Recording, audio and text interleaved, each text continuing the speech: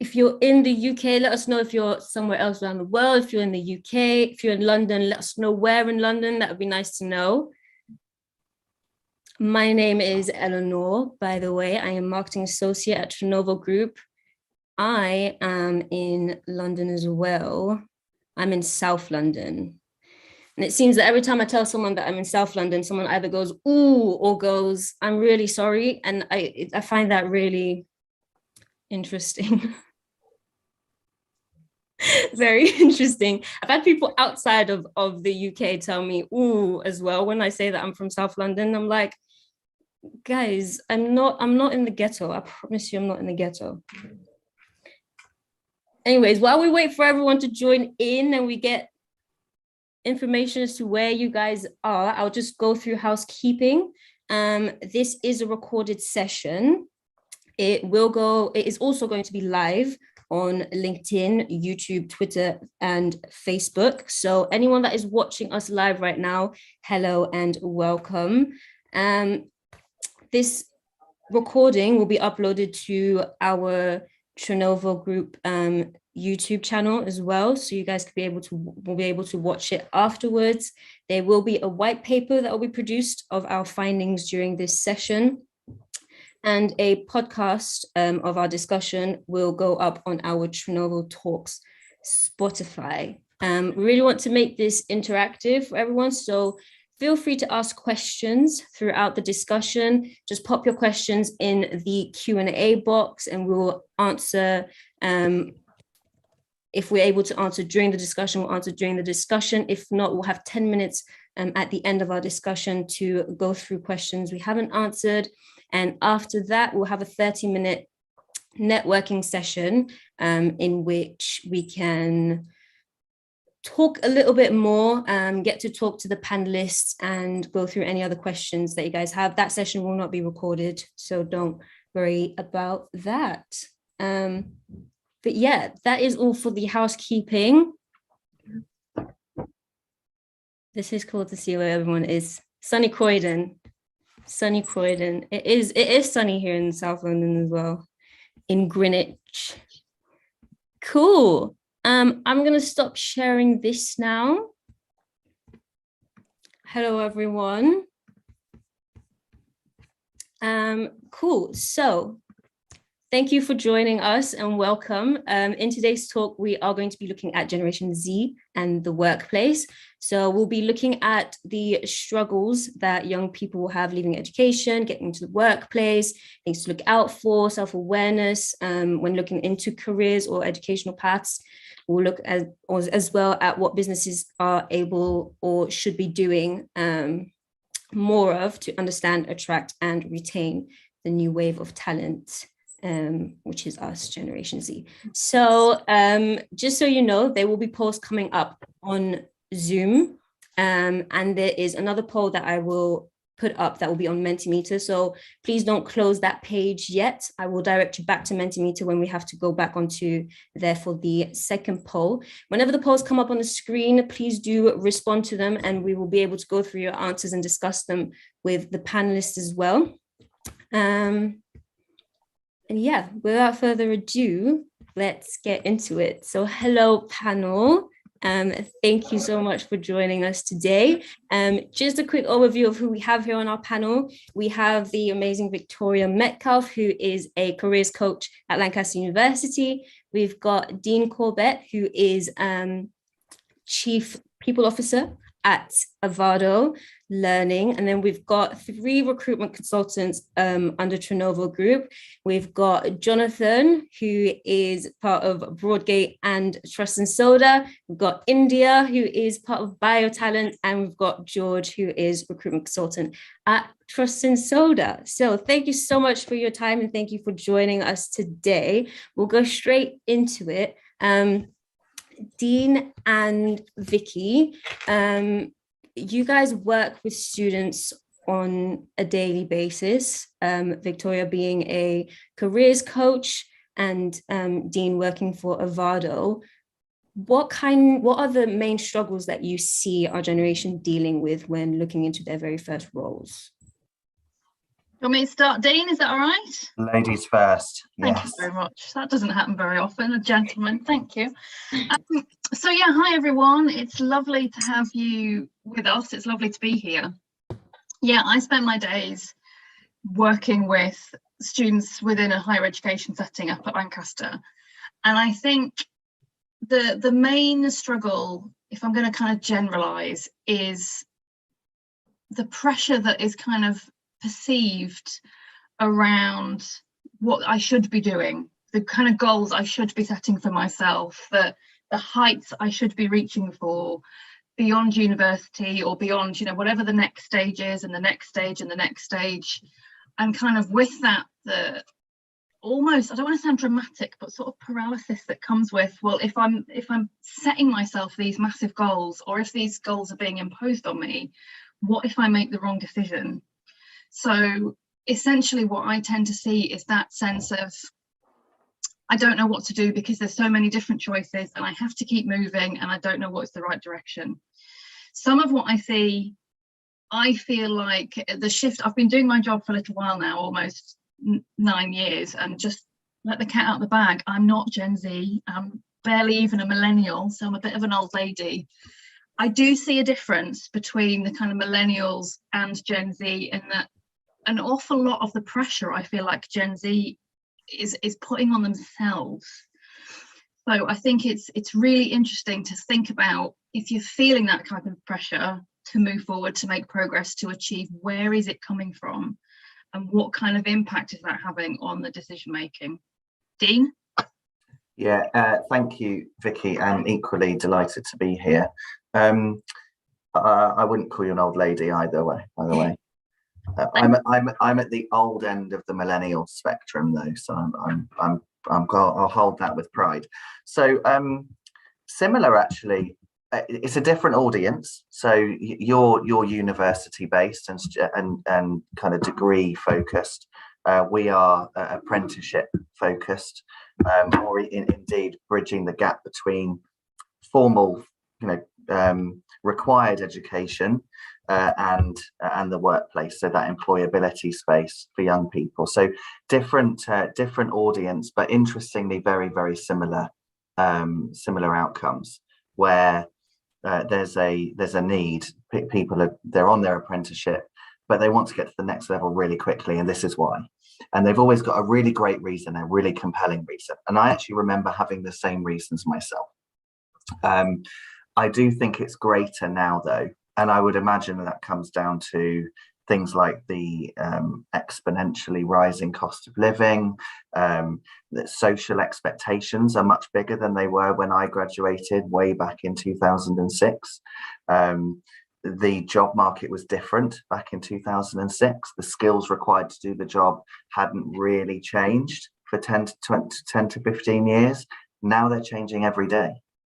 And trying to keep up with that is an external pressure that we then internalize, I think, as human beings. We look at what other people are doing and compare ourselves to do that. So actually, I think whatever generation you're in, coming into the workplace now is really tough, really tough.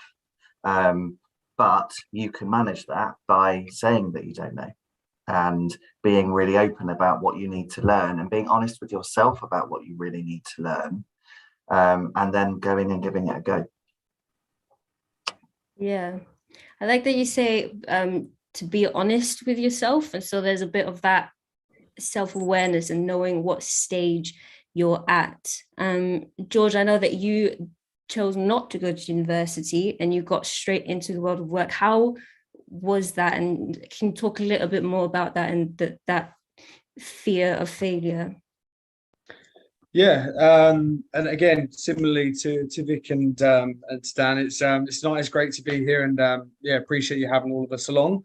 And yeah, I think from my side, yeah, I think once I'd left college, I did my sort of college and left there when I think I was about 17 or 18, and ultimately it was more of, it wasn't that I didn't want to go to uni. I think it was I wanted to get into the world of work.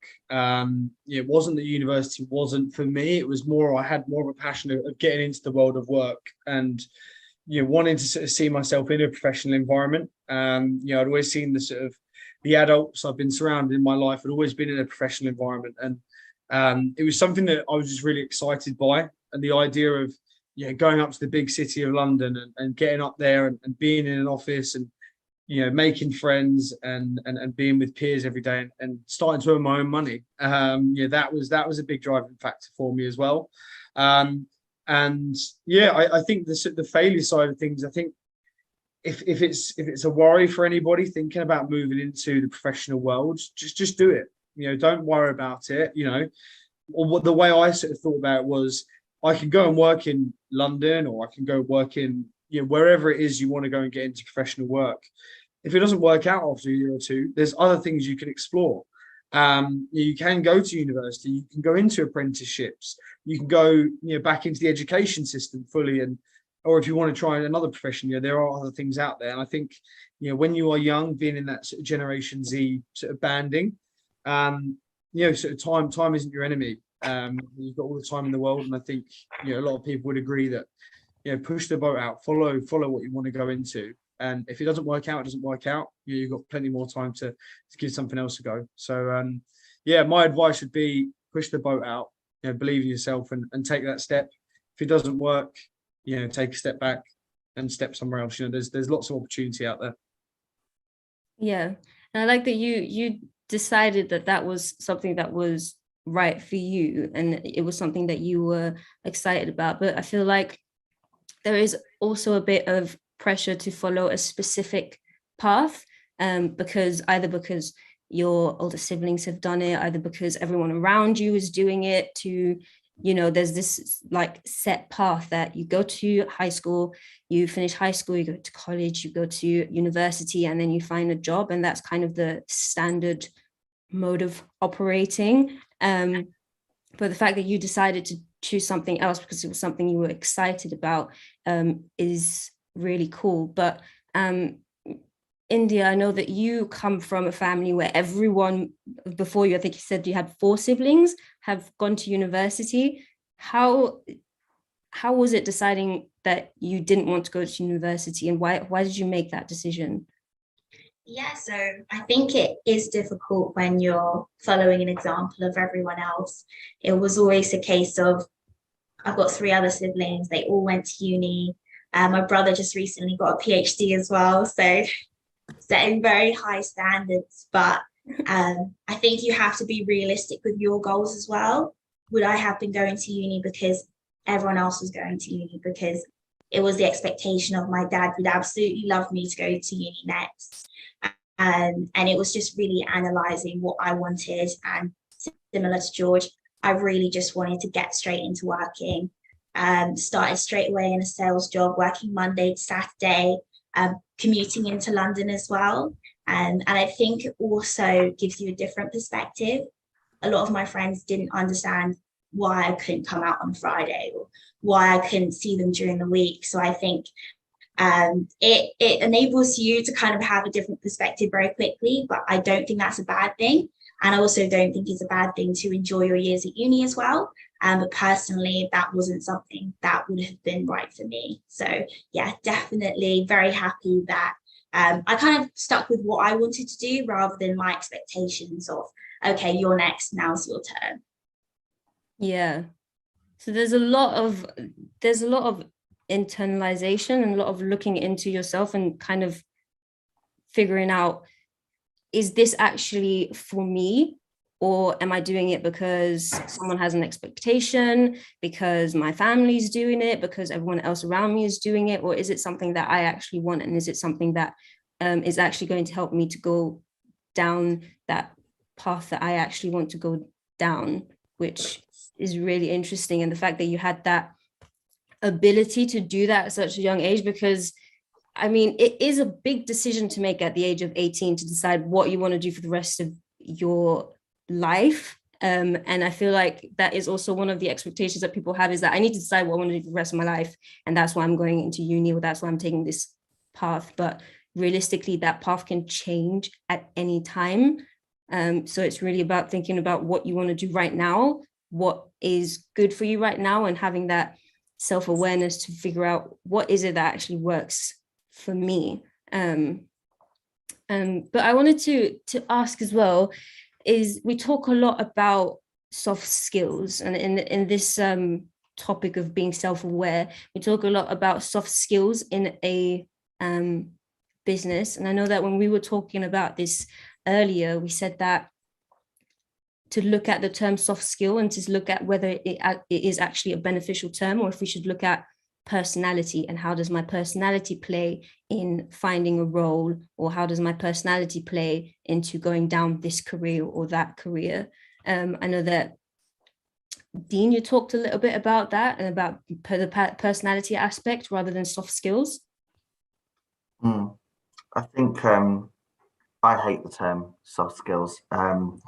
I buy into the idea that given to me by a chap called Tom Peters, who said actually in the real world, hard is soft and soft is hard. And what he means by that is hard skills like learning how to add up and work with data is actually stuff that only adds some value within organizations, whereas the soft skills that are actually quite difficult to acquire, difficult to get right, difficult to leverage, because they're all human skills, they're interpersonal skills, ones that work with the complexity of humankind, is actually very challenging.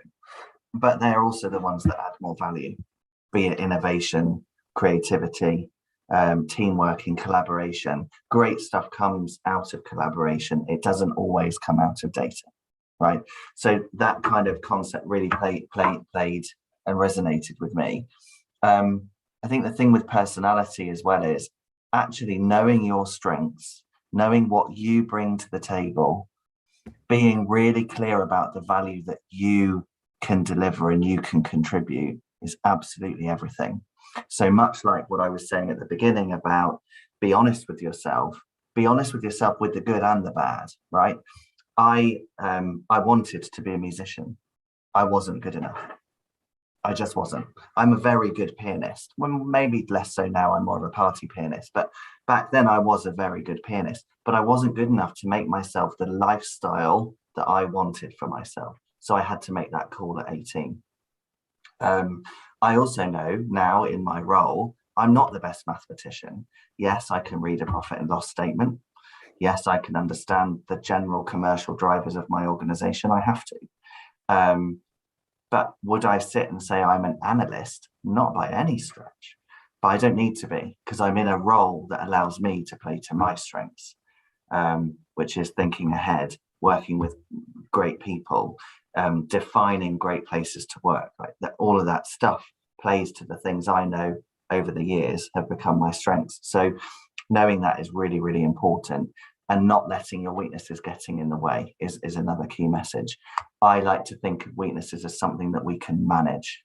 So no, I'm not the most organized. I evidenced that by rocking up here 3 minutes before we went live. But I'm here and I'm talking to you and we're having a great conversation because that's me playing to my strengths. So I think we have to be really, really clear about those things and know our limits, but at the same time, know how we can manage the things that we're not quite as good at and put things in place to help us overcome those things. Yeah.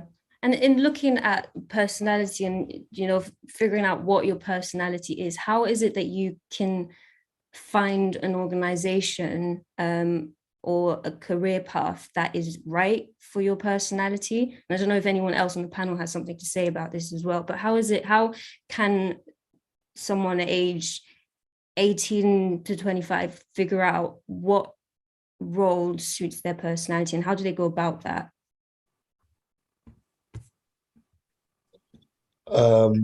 So for me, I think the biggest thing is being transparent at any sort of company that you interview at. And I think when you sort of take your first steps into the working world, there's always this feeling that they're interviewing me, and it's purely the 60 minutes we're going to spend together is purely about how can I show my suitability for them. But as you sort of get older and sort of a little bit more experience, you almost realize that I also need to determine whether this company is a fit for me. and somewhere I can bring my full self to work. And you only get that by being transparent from the very beginning of the process. So like if I recall back to my interview at Trinnovo, I was very vocal about, you know, doing my football and all the stuff that I like to do outside of work. And because I had that transparency, it was very clear to me early on that this is a place where, you know, if I need to restructure my day so that I can go football coaching and stuff like that, I'm going to be able to do that, because the things that make you happy outside of work are so important. And being able to have those vices and make sure that your day-to-day doesn't impact that is so fundamental to how productive you are for the 40 or 37 and a half hours of a week that you spend working. Do you mind if I jump in on that as well, Elle? Yeah. So a huge amount of what I try and do with students and young people at Lancaster is, not everybody knows kind of how they, or recognizes who they are and what they're good at and what they care about and what they value and what they enjoy. When you're 18, I kind of think back and think, well, actually, what would I have said, you know, beyond going out socializing with my mates? I do wonder actually what I would have brought to that reflection. But I think to kind of flip it on its head, once you are into the world of work and on that career journey, we spend so much time defining ourselves by what we do that I think to kind of avoid feeling that pressure that I mentioned to begin with, what am I going to do? You know, you get asked that question all the time, what do you want to do? It's like, well, hang on, actually that is only one part of my life. And I think the more that you can actually sit back and go, no, do you know what, these are the things that matter to me, and these are things that I am looking for within my job. So I want a job that is going to work around all my other interests, as Jonathan said, but I also want a job where I can spend time with people. I want a job where I can be creative and innovative and contribute. I want a job where I can, you know, on the opposite end of the spectrum, where I can avoid people and I can spend my days with numbers. These are the things that I feel like if you step back and consider actually how you spend your time in a normal day. I talk a lot about the average Wednesday, rather than kind of thinking about your best self all the time, or, you know, your worst days. Actually, on an average Wednesday, what do you do? How do you spend your time? Where do you get your praise? Where do you get your fulfillment? What are you actually doing with your time and with your money? Let's face it, we don't have many choices really in this life. So if we actually reflect on where we spend our time, how we spend our money, they tell us a lot about who we are as individuals. And the more you recognize that, the more you've got to go on, as Jonathan said, in terms of looking across the spectrum at what opportunities there are out there. And to just pick up quickly on what Dean was saying about soft skills, one of the big challenges I think young people have nowadays is we talk all the time in employability at uni about soft skills like communication and teamwork and leadership. Those are massive terms, and one person can be a completely different leader from someone else. One person can communicate in completely different ways, and to be able to kind of actually articulate those things for yourself, to own those soft skills, which, as Dean said, are really quite hard, is really important. And it all comes down to who you are on an average Wednesday, rather than this kind of projection of yourself that you think an employer is looking for in your CV. The more you own around who you are, like Jonathan said, the easier it is to find those things where you are going to excel, both through recruitment and actually on your average Wednesday at work. Talk a lot about Wednesdays. What day is it? Tuesday, isn't it? And can I just add something to that as well, Vicky? That's just set off a memory that I have as well, and talking about, rather than projecting, you know, almost a false self in an interview, you know, trying to be this squeaky clean person, dressing up, trying to answer all the questions and how you think they want to be answered. And I actually remember when I first interviewed for Soda, it was a telephone call with my now manager and director. His name's Sam, really lovely guy. Went, you know, started in the company. He was one of the first employees, and I remember having this phone call, and I was very nervous, thinking, you know, what's he going to ask me? How am I going to tell him, you know, what I like to get up to, and is he going to like me? 5 minutes in, all we spoke about for the whole half an hour was Chelsea football. We, for the whole interview, spoke around football, what I like to get up to the weekends, you know, what my passions are, and it turns out both of our passions is the same, and that is Chelsea Football Club. And so yeah, the next interview we had, he said, right, I need to actually know a little bit more about your recruitment experience, because we just spoke about stuff that me and you like on a personal level. And I think something that I'm sure we'll come to later, which is finding the company that, you know, suits your values. And I think from that first interview, I felt so comfortable. And I just immediately knew, I was like, this is the company for me. And it even goes to show, you know, I went, I think, through sort of 4 or 5 different interview processes with other companies. And Soda was the only company that said yes to me. 4 others said no. And it was sort of written in the stars, you know, and advice to people on this call that are looking to sort of take that first step is, you know, you will go through a lot of interviews, you will get a lot of no's, you will get a few yeses, but it's about finding, you know, keep trucking along and finding that one that suits you. And you will know, you know, when you do know. And I know I've had this conversation with John before as well, and he knew from his first interview that Trinnovo was the company for him. So yeah. Take your normal self. Obviously, don't let on too much of the stuff you don't want to tell them. But you know, don't be too honest. But you know, be honest and transparent with people. People hire people. You know, people hire people. And if you have the confidence to actually say, do you know what my biggest passion in life is Chelsea Football Club?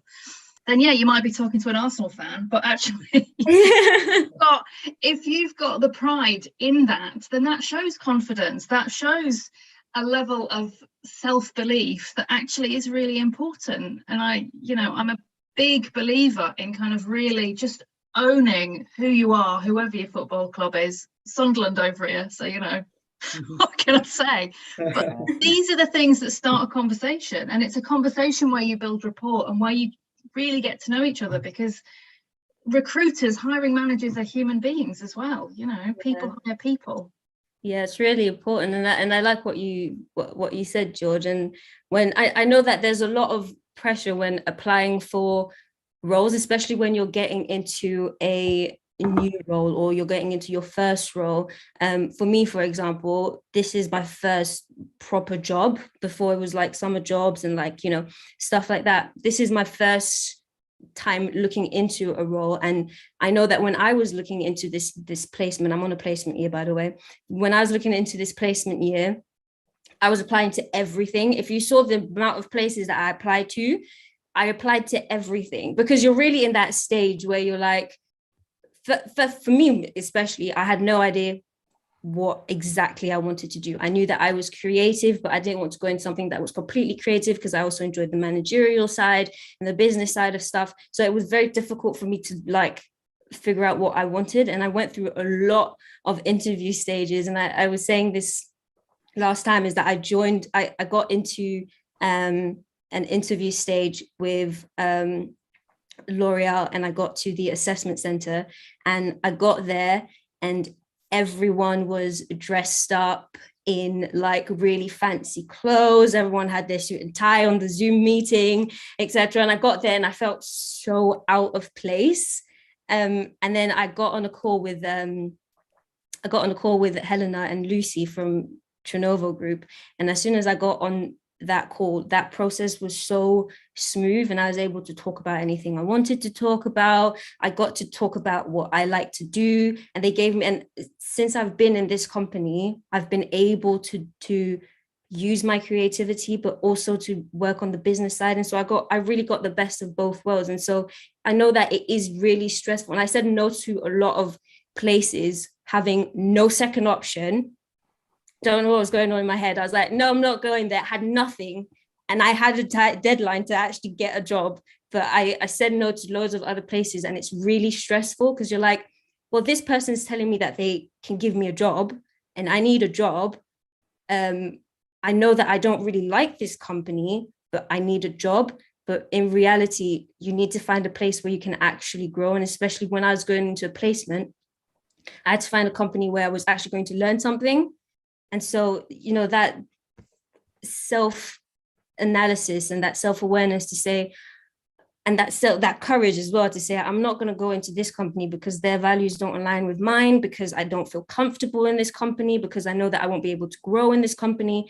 And having that self-awareness to know, is my personality actually going to thrive in this business? Is my personality actually going to thrive in this role? It is quite a difficult decision to make, but it is a very beneficial one. And I know, Jonathan, you were talking about, because you didn't go to university and you did an apprenticeship and you were working at another company before coming to to Trinnovo Group, and you were saying that you actually had to change job because you thought, is this actually right for me? And I thought that question, that fact that you had to ask yourself that question is important, not only when you're going to your first role, but even if you're already in a role, ask yourself that question. Is this actually right for me? Am I able to do my extracurricular activities? Am I able to coach my football team? Am I able to talk to people? Is this suited for my personality, or is it just suited for my skills? Exactly that. So, like, I was like one of many people who during lockdown sort of had a bit of a career change. But what it sort of stemmed down to for me is lockdown came, I couldn't go gym, I couldn't see my friends, I couldn't coach my kids, I couldn't do any of the things that I've realized were keeping me going for my main 9 to 5.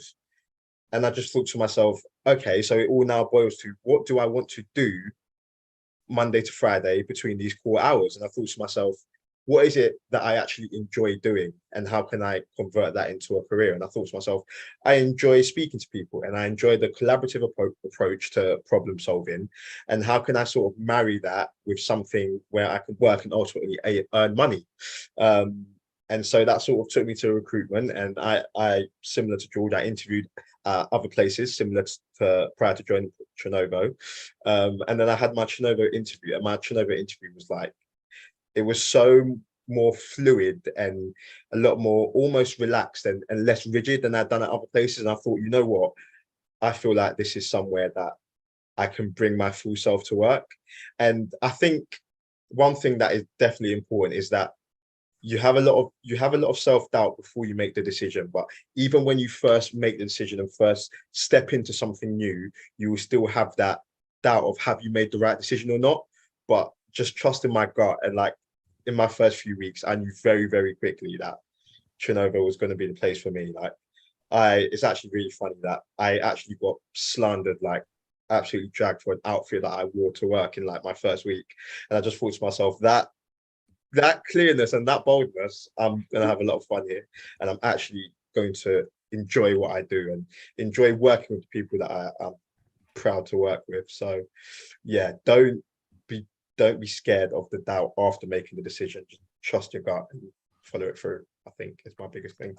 Conscious India needs to comment as well, but I just had something to comment on yours there, Jonathan. What I love as an employer, what I love about what you've just said is you were realistic about the work you would also have to do in that time, right? And you were trying to marry the work as well as the feel of the place with everything else going on in your life. I think too many people, and I was exactly the same, too many people aren't realistic about, well, what are you actually going to be doing in those 4 or 7 hours a day, right? You might hate it for the first couple of years. And we have to be really clear about that. Because if we're not, we're going to end up disappointed, especially when it's an entry level. There's a lot of work that gets done at that level where it isn't fun. But you were realistic about that, and you've made it work. I really respect that. Thank you. Sorry, India. No problem. That's perfectly fine. I feel like I agree with all of the points that everyone has said. And yeah, personally, recruitment is not easy. But a lot of it that does make the role a lot easier is the people that you surround yourself with, which is why it's so important to actually have a team of people that you're happy to see 5 days a week, that will actually support you if you're going through a difficult time. And coming to Trinnovo Group was my first experience of actually having kind of a female manager. And I think being able to now have really open and honest conversations and know that I'm supported in every aspect of my life is quite refreshing. So yeah, I do think it's important, the place and also the people that you're going to be surrounding yourself with. And even within my interview, coming in and meeting people in the office, meeting the dogs, which was a massive bribe, as I do love dogs. But yeah, it was just the immediate, like you said, George, like gut feeling that like, this is the place for me. And I think if you don't find that, you've got to be kind of strong. And if you are in a situation where you need to find a role, then in your time that you're not at that role, be proactive and keep searching for what you're actually looking for. Yeah, going off of that, India, I know, because a lot of people, when looking into the role, there is the aspect of, does this role align with my values and my culture? But then there's also the other aspect of, this role doesn't really match my values, but the experience it's going to give me will help me go forward in my career. Do you think that it is worth taking a job that doesn't align with your values and doesn't align with your culture, because it's going to give you experience? Yeah, I feel it's kind of a catch-22, because sometimes you're really looking to get experience on your CV and you wouldn't want to turn down that experience, which then wouldn't enable you to get that dream job in the future. But I think it's very dependent between person to person. And I think it's something that you've just got to be brave with your own decision and trust yourself 100%. And a lot of the time, someone would accept a role that they're not happy with, and then kind of stay there longer than they've expected, or you get a bit comfortable, or you think, oh, nothing's going to be better than this. But at the end of the day, think about your personal goals and be proactive with the other time that you have, the other hours that you have in the day. And if it's not ideal for you, then keep searching for what's ideal. Like, don't give up on finding something that is going to be tailored to what you're looking for, because there's so many different roles, there's so many different companies, there's so many different paths that you can take. It would be crazy to kind of settle and think that this company, like, nothing's going to be any better. Definitely search, because you never know what will be out there. I personally had a friend who was working at Co-op during lockdown because she lost her dream job. Like, she had an absolute dream job. And I remember meeting with her for food, and I said, do not give up. Let's plan this together. And we actually started applying for every single job that didn't have an advertisement, going through websites and building out a portfolio for her that would be kind of ideal. And 2 months later, she found a job. And now she's able to actually kind of have that transitioning step into a completely new market. And she was ready to give up, but it was from kind of finding new ways of applying, finding ways to be different. That, like, you don't have to give up. Something is out there that is actually tailored to what you're looking for. Yeah, I like that. Sorry, Elle, can I just leap on that momentarily? Because I think the one thing I really hate that. I worry about the concept of a dream job, because the thing is, we don't know what something is like until we're doing it. And I think even taking a job that actually doesn't align with your values, as you put it, there's always going to be something in it. You never know who you're going to be working with. You never know what kind of projects you're going to be on. Let's face it, I would say, you know, I'm in the right job right now, but there's stuff about it that I really don't like. The vast majority of it over the course of a year, on the average Wednesday, I do love it, but there is stuff that I don't like. And I have been in a position where I have taken a job that I thought would be perfect for me, and I've hated it. And it's one of those things that we learn by doing. We learn by gathering collections of experience and knowing that actually this worked, but that really didn't work. And I thought I'd love this and I really didn't, but I didn't know I'll be really good at this. And we only really build up that sense of momentum and that build on that sense of self-awareness by doing. And I worry about kind of sending messages that are like, look, just sit back and wait for the perfect job. And if actually that perfect job doesn't play out the way that you think it might, you know, what does that do for your self-confidence? Whereas actually, even being in a job, nobody wants to be unhappy in a job, but being in a job where you are actually delivering, you're working with people, you're building connections, you're doing all those things that as a human being, a lot of which we need anyway, you're still going to be pulling benefit in ways that you might not necessarily imagine. Mm-hmm. I completely agree with that as well, Vicky. I think I'd add to it slightly, say, on average, humans are living longer than they ever have. And we are therefore not stuck in the career that we chose at 18. I mean, my boss can be listening to this or not, I don't mind. I will say it proudly. I'm not going to be doing this forever. No way. Because I think if I'm now being forced to retire at, what is the age now, 75? I should know that as a HR person. I'm going to be forced to retire at 75, no earlier, because of the cost of living and pensions arrangements. And employers can invite me to stay until that age. As at today, it will probably rise again before I even get there. Lucky me. Lucky you, because you're a bit further behind me. if that's the case, I don't want to be doing the same thing for what would actually amount to 50 plus years of my life. No thanks. So I really buy what Vicky's saying. Take jobs that feel right, there or thereabouts, and learn as you go through the first 10 to 15 years of your career what you do like and what you do love and what you don't like and what doesn't work for you and what you're not bloody good at. Like, you've got to learn that stuff. Otherwise, we're stuck in something that is just really miserable. So I like that Jonathan, at the ripe age of whatever Jonathan is, had a career change during the pandemic, which was super early on in his career. But good on you. More of us need to be doing that, and more of us will be doing that as the years go by. Yeah, I think it's really important to think about what is right for me right now, and have that mindset of, maybe it's not, maybe you've had a job that you really wanted in your mind, and this is not that job, but what is right for you right now, what is going to help you right now on the career path that you want to take, and make decisions in that way, looking at what is best for me right now. We've had a poll that has come up. Thank you for everyone who voted. The question on the poll was, how can businesses attract the next wave of talent? And we have development opportunities at the top. So our most important for people is development opportunities. Under that is providing clear career paths, and then enhanced benefits, and lastly, flexible working, which is interesting.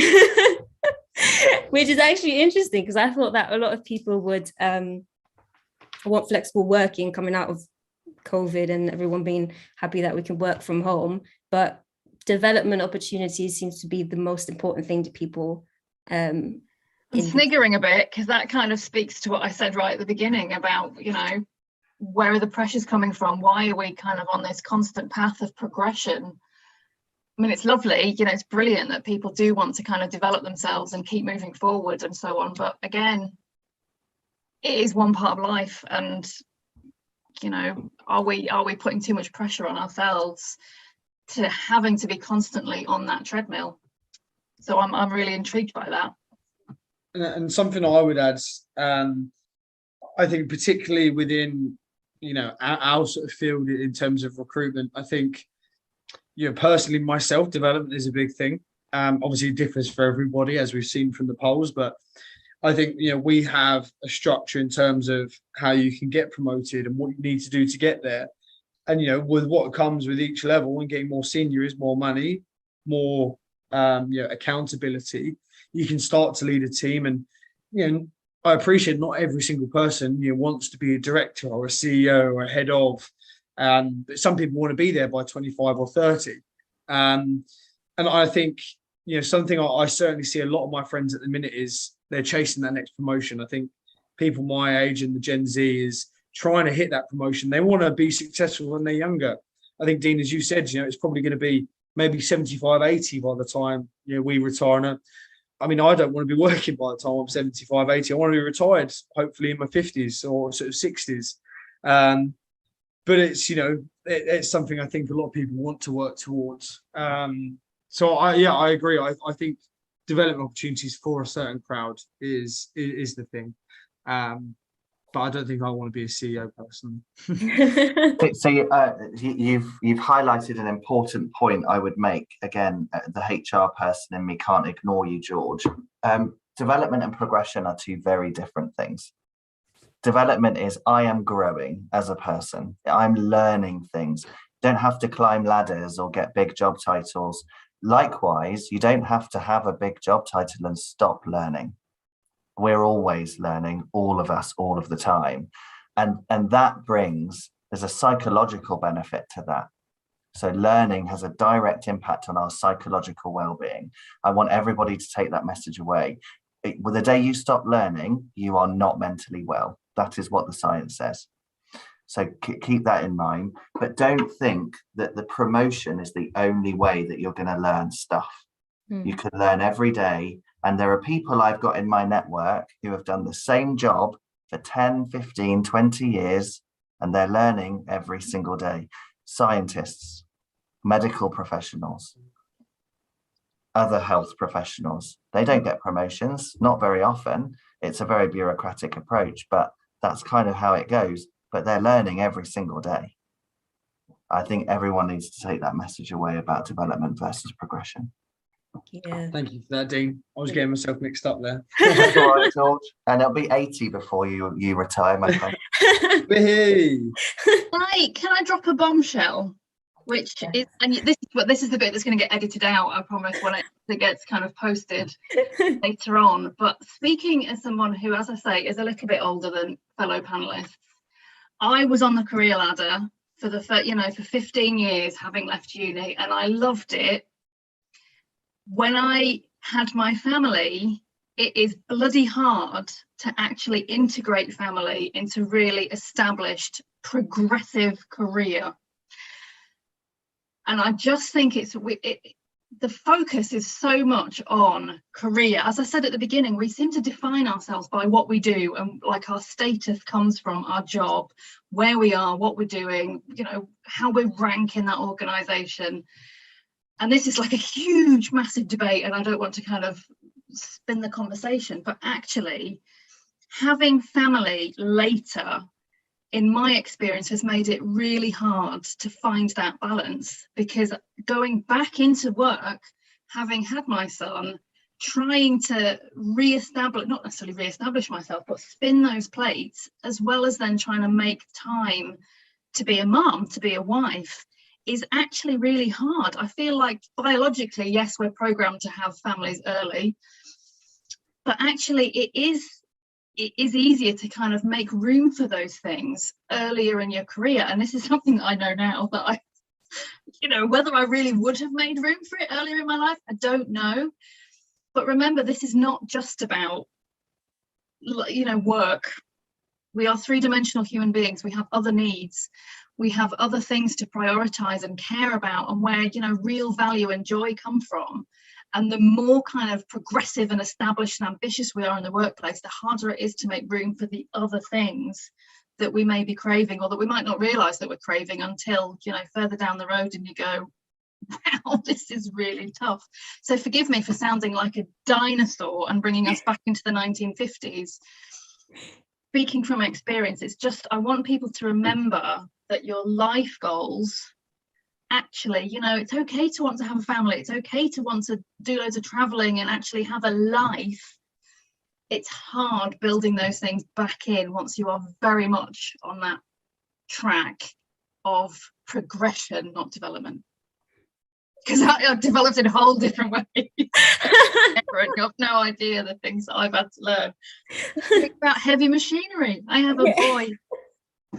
No, but that's really, really interesting, really important to not identify yourself based on what you can do, but make sure that that the path that you're choosing is also aligning with your career path, is also aligning with your personal life and where you want to be in your personal life, and the people you want around you, and the things that you want to do, to align those two things together and go down a path that can actually help cater for these two things. If I can direct everyone that is watching back to Mentimeter. Back to the 21st century. I have another poll that I wanted to, another question that I have for you guys. So if you go back to menti.com and use the code that is on the screen, I hope that you guys can actually see that. I'd love for you guys to answer this question as we go into this, as I direct this to the panel. But there's been a recent study by Adobe that found that 5,500 workers out of 5,500 workers, it's a mouthful, found that 56% of those aged 18 to 24 say they are planning to switch jobs in the next year. And a research by Microsoft and Bankrate back this up, reporting that 54% and 77% of Gen Zs respectively are thinking of quitting their jobs. Jonathan is an example of a person that quit his last job in realizing that this wasn't the right fit for him. I guess what I want to ask is, what are the things that you guys think as a panel that you feel are causing people to rethink their career, or causing people to quit the job that they're at right now to find something different? If anyone has something to say before we go into the results. I think it will vary from individual to individual, but I think something that is becoming a massive theme is the communication action around social injustice. You know, I think we're in a time where we feel so close to the news, like regardless of whether something significant has happened here or America or where it is worldwide, you feel connected to it and attached to it in a certain way. And because of that closeness and proximity, you sort of look to the people around you in your workplace, and it becomes, you know, what is being done, or is this something that's being swept up under the rug, or are we having active discussions around things that matter? Because after all, we're all people. And, you know, for example, us today, we had pride stickers given to us and stuck on our chest by Gabriella, but it's just about having the consciousness almost to recognize that these things impact different individuals in the workplace in different ways, but we are all going to try and learn about them and be as close and understanding as possible. And I feel like companies that aren't necessarily recognizing that and its importance towards Gen Z and the younger workforce are suffering and being impacted by that. And I know that as recruiters, you guys go through a lot of this, and you hear from a lot of businesses and from candidates, either businesses saying we're not getting anyone applying to our roles, we don't understand why, or people that just don't want to apply to specific roles. Is it mostly because of those reasons, because of lack of communication or action around social injustice, or what are the kind of things that you guys see? I think for me, I think it's something that has accelerated heavily due to lockdown and the fact that we've all spent, you know, the best part of 2 years locked in 4 walls. But as a package, what people are offering to people, it's become so much more than you earn this much over the year.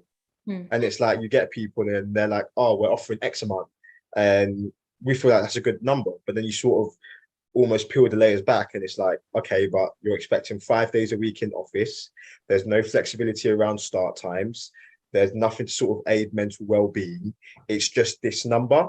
And what people are now starting to understand or be a lot more conscious of is that, okay, giving someone X amount a month is nice, but how are we accommodating the mother who needs to do a school run on a Tuesday and Thursday? Do we allow her, or do we have a practice in place that allows her to do that? And just being conscious of different individuals are going to be impacted by different things. But as long as we can show that we have taken that on board and we are going to treat these people like people and not robots that we're employing to do a specific function, we'll have a lot more of a rounded sort of workforce and people that enjoy coming to work and working for the specific company that are looking to recruit. That's interesting. I think mostly everyone has responded to the poll, and I think you guys the panelists can also see what is on my screen. But yeah, going off of what you said, Jonathan, it seems like there's more than salary for people. It's more than the numbers, more than the amount that they can give, but it's the opportunities around that, the learning opportunities, the career progression opportunities, the flexibility, the benefits, the things that go that make your work experience worthwhile. That's what I'm getting from this poll, at least. I'm just going to stop sharing that because I think everyone has read that. But yeah, I don't know if anyone has something to add onto the poll that we've just seen. But thank you for everyone who participated in that poll. We have come to the end of our session. It is 6:56, so we have reached the end. So that is about it from us. thank you so much for sharing your morning, evening, lunchtime, whatever time it is, wherever you are with us. And thank you to our amazing speakers for sharing their insight, for sharing their passion, and for the fabulous audience for participating. Thank you for actually responding to our polls. Aisha is going to launch our final poll as we leave the session, which we'd love to hear feedback from you guys. Oh, that's popped up on my screen. Yeah, we'd love to hear feedback from you guys on your thoughts on this webinar, whether it inspired you in any way, whether you learned something, and whether you feel more comfortable or confident in hiring or going for a new role. For those who wish to continue the discussion further with me and the speakers, please do feel free to join our networking session. Aisha or Lucy will put the link in the chat box that you guys can join from there. Yes, I see that there was a question, but it's been answered beautifully by Victoria. So thank you for that. So yes, this is the end of our webinar. Thank you so much, panelists, for taking part and for explaining. I hope that everyone has gained something from this webinar. Feel free to join us for the networking event. If not, this will be on YouTube. It will be on Spotify. And you'll be able to rewatch us speaking. But yeah, thank you very much, guys. Thank you, Elle. Appreciate you Thanks, putting that on. everyone. Cheers, everyone. Lovely. Have a good evening, everyone.